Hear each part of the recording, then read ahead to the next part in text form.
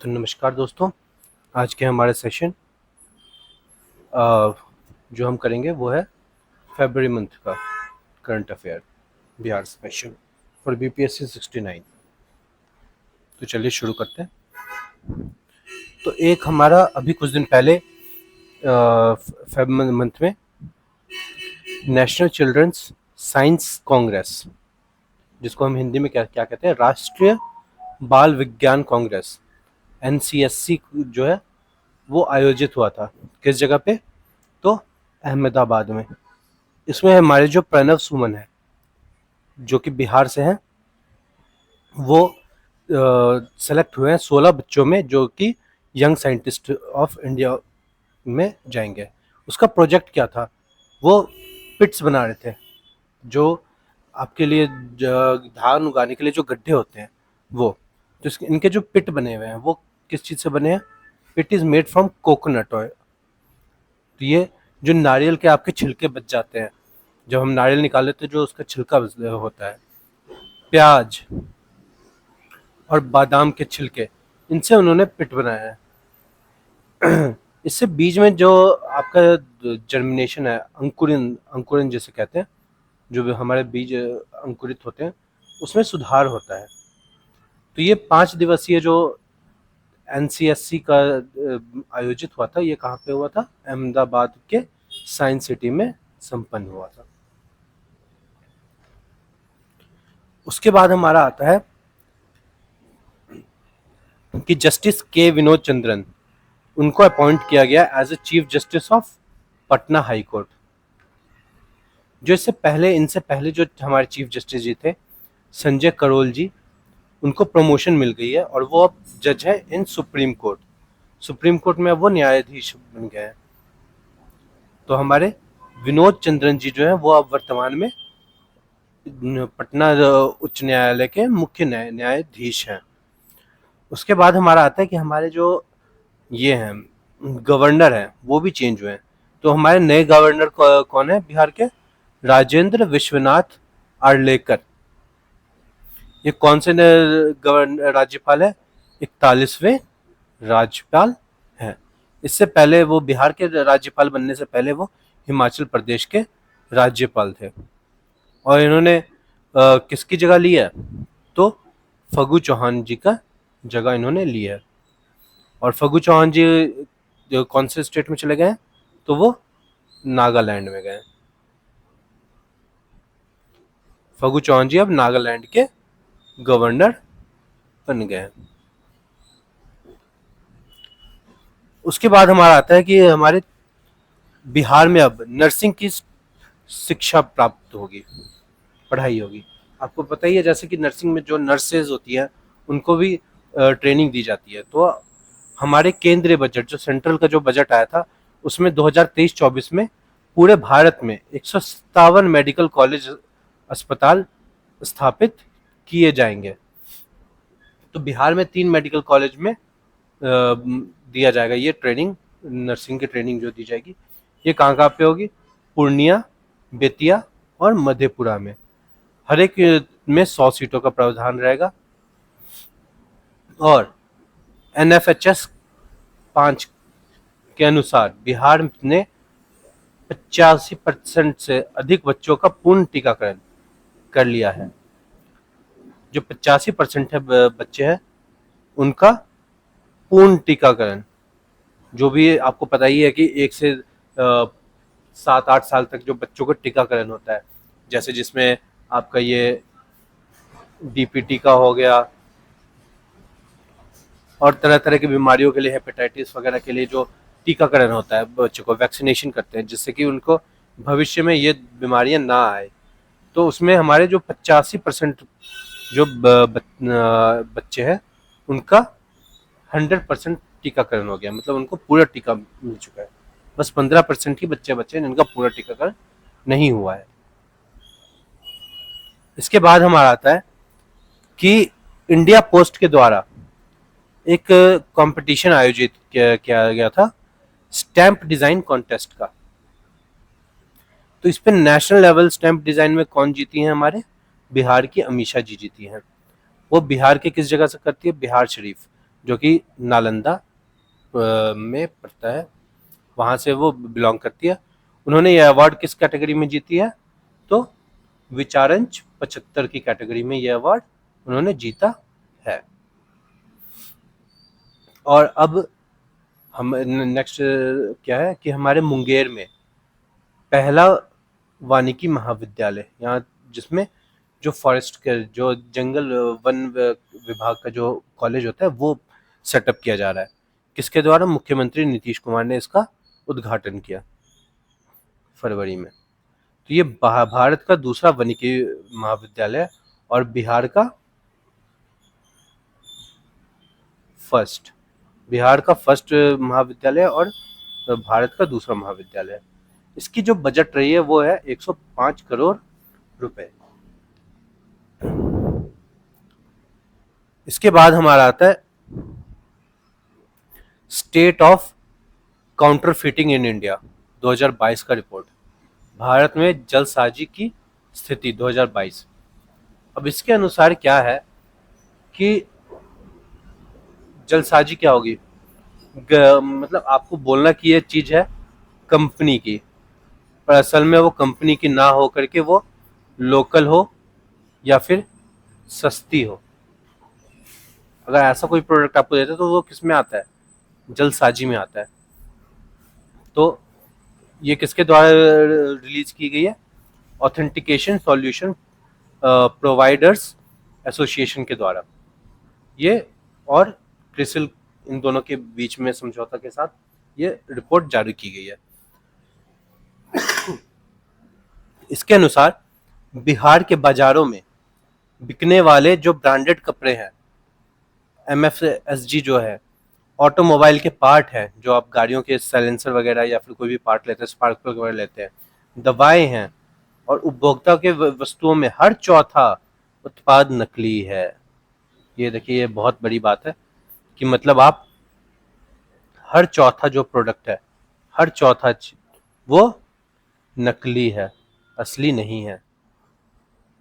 नकली सामान बेचने के जो सबसे बड़ा बाजार कहाँ कहाँ पे है? तो आपका उत्तर प्रदेश प्रथम में आता है, बिहार द्वितीय पे आता है और राजस्थान तीसरे स्थान पे आता है। तो इसमें आपको पता ही है, जो आजकल आप देखते हो कि 10-10 रुपए में आपको इनका नाम भी चेंज हो गया, ग्लो एंड लवली, ये मिल जाता है। और 1 रुपए में आपको कहीं पे 10 रुपए में आपको वो नेल पॉलिश वगैरह जो मिल जाता है। कहते हैं कि ये ब्रांडेड है, ये इस ब्रांड का, इस ब्रांड का। असल में क्या होता है, वो नकली होता है, काउंटरफीट होता है, उसकी कॉपी बनाई जाती है, तो वो होता है। उसी का ये रिपोर्ट है कि जो बिहार और उत्तर प्रदेश और बिहार जो है, ये सबसे बड़ा इनका बाजार है। इसके बाद हमारा आता है चौथा एग्रीकल्चरल रोड मैप। ये कब अनिवार्य किया गया? 1 अप्रैल 2023 को।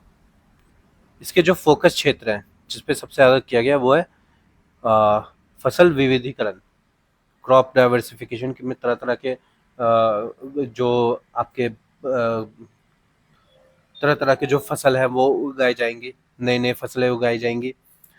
घर घर पशु चिकित्सा, जो आपके घर में जितने जैसे कि जो लोग, आपको पता ही गाँवों में ज़्यादातर पशुपालन करते हैं, तो घर घर क्या होगा? पशु चिकित्सा होगी, पशु की चिकित्सा होगी कि उन्हें कोई बीमारी तो नहीं है। उसके बाद हमारा होगा डिजिटल कृषि और बेहतर कृषि विपणन।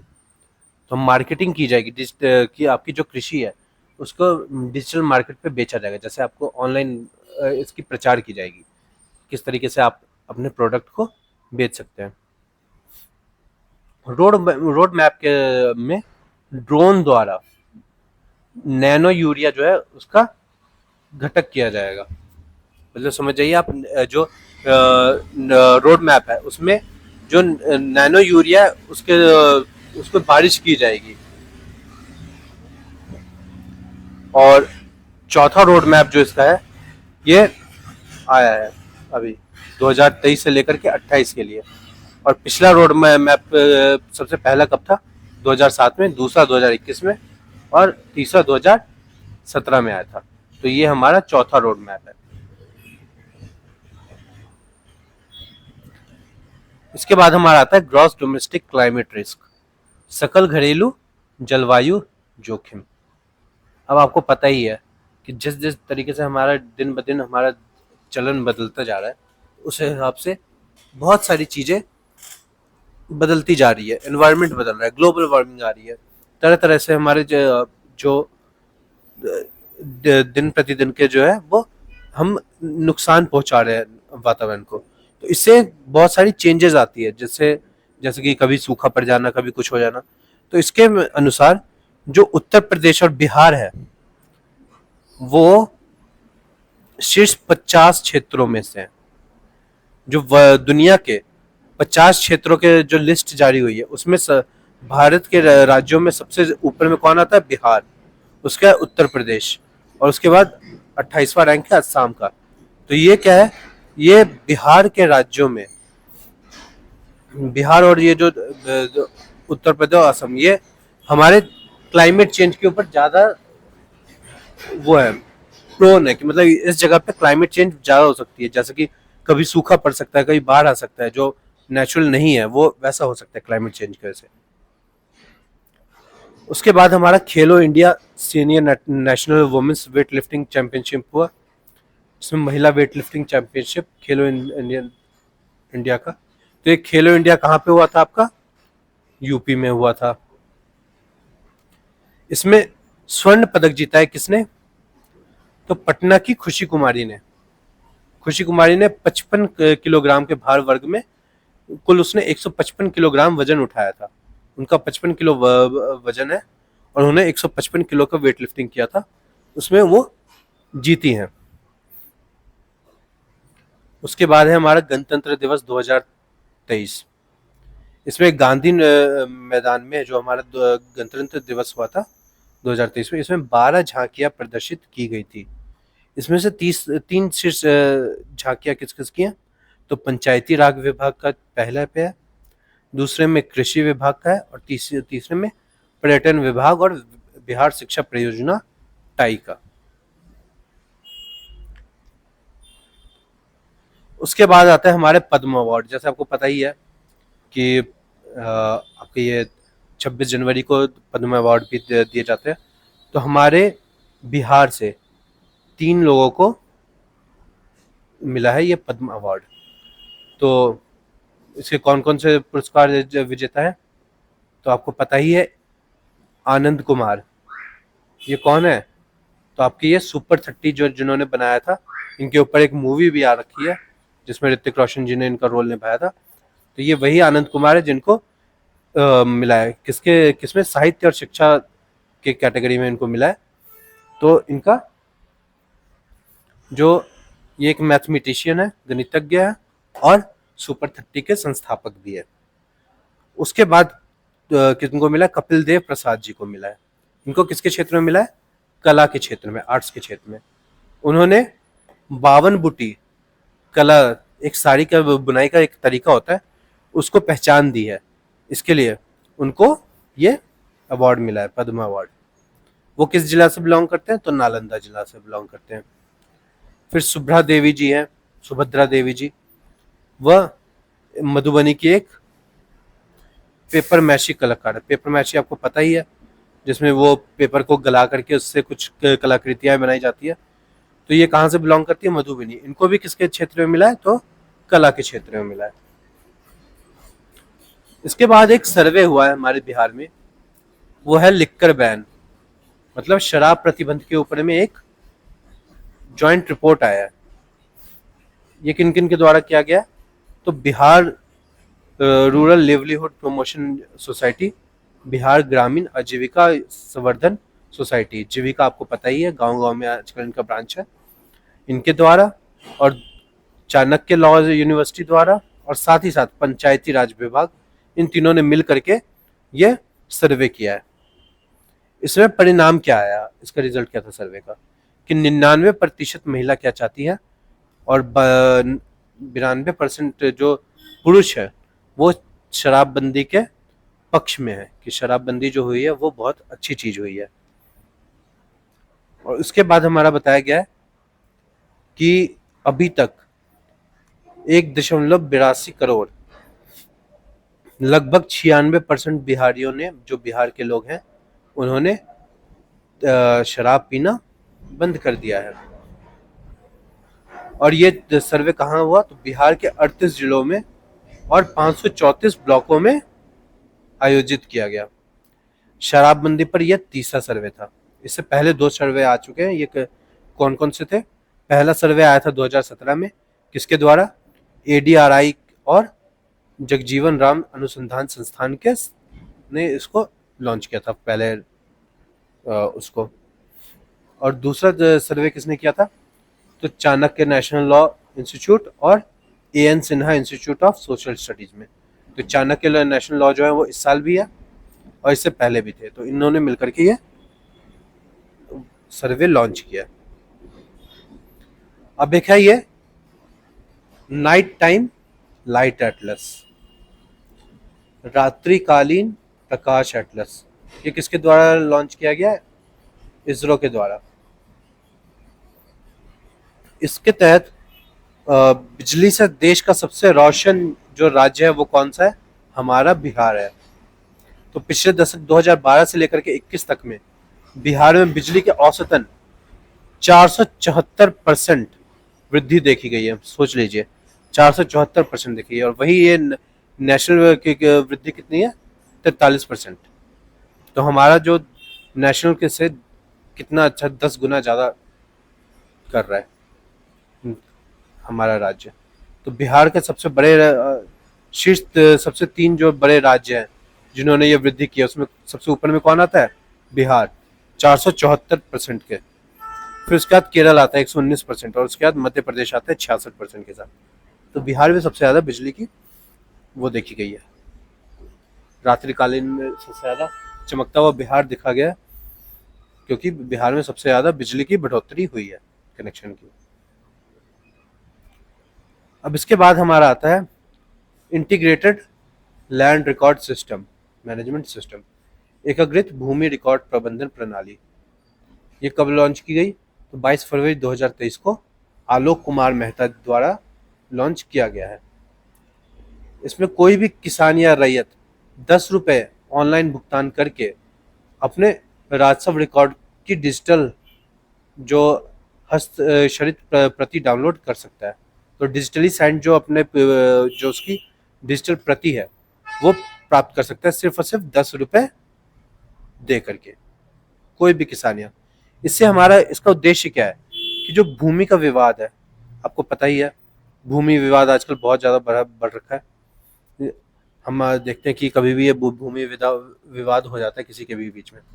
तो हमारे ये क्या है कि भाइयों के बीच में तो कभी किसी के ऊपर कब्जा कर लिया, तो भूमि विवाद क्या रोकने के लिए ये स्कीम लाई गई है। तो ये राष्ट्र भूमि रिकॉर्ड आधुनिकीकरण कार्यक्रम कब स्टार्ट हुआ था? NRLMP 2008 में शुरू किया गया था। इसके बाद एक हमारा रिपोर्ट आता है एशे का रिपोर्ट, AISHE 2021। इसके हिसाब से बिहार में जो जो आपके उच्च अध्ययन में जो हायर स्टडीज में है उसमें रैंक बिहार का क्या है? 7। बिहार में नामांकन जो अनुपात है वो बढ़कर 15.9 हो गई है।